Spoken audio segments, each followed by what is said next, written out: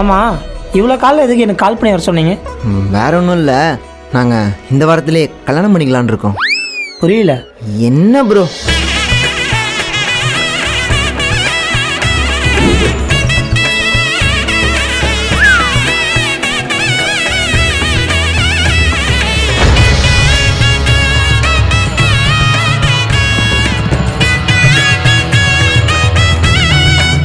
Bro அதெல்லாம் புரியுது.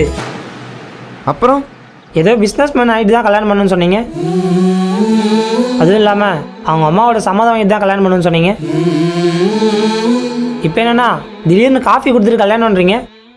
அது இல்லைண்ணா, ஆல்ரெடி ரொம்ப நாளாக வெயிட் பண்ணிட்டோம். எப்போ என்ன நடக்கும்னு தெரியாமல் பயமாக இருக்கு.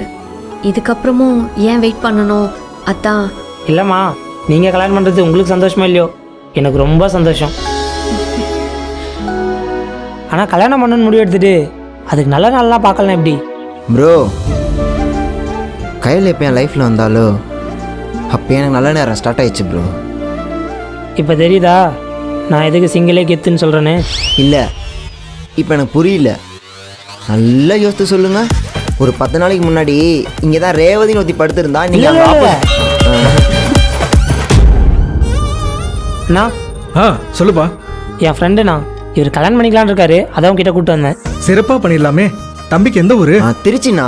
அப்போ கல்யாணம் திருச்சியில் பண்ணுறீங்களா சென்னையில் பண்ணுறீங்களா? சென்னை தானா? 2 பேருமே திருச்சின்றீங்க, அப்புறம் எதுக்கு சென்னையில் கல்யாணம் பண்ணுறீங்க? இல்லை, அப்போ சொந்தக்காரங்களாம் திருச்சியிலேருந்து வந்துடுவாங்களா? ப்ரோ சொல்லிடுங்களேன். நான் அவங்க 2 பேரும் லவ் பண்ணி ஊரை விட்டு ஓடி வந்துட்டாங்க. ஊரை விட்டு ஓடி வந்துட்டாங்களா? தம்பி, பிரச்சனை ஏதாச்சும் வந்துட போகுதுப்பா. நீங்கள் பேசாமல் வேற ஆளை பாருங்க.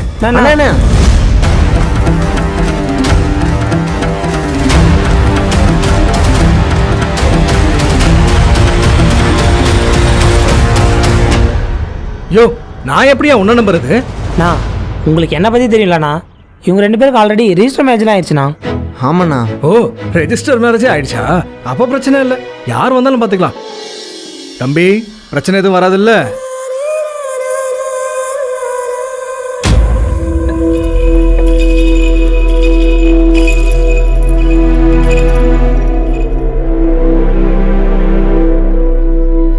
கனகா,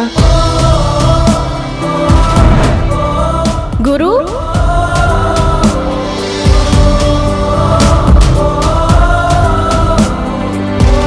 மல்லிகா, நீ எப்போ வந்த? ஏண்டா நான் வரவே மாட்டேன்னு நினைச்சிட்டியா? ஏய்,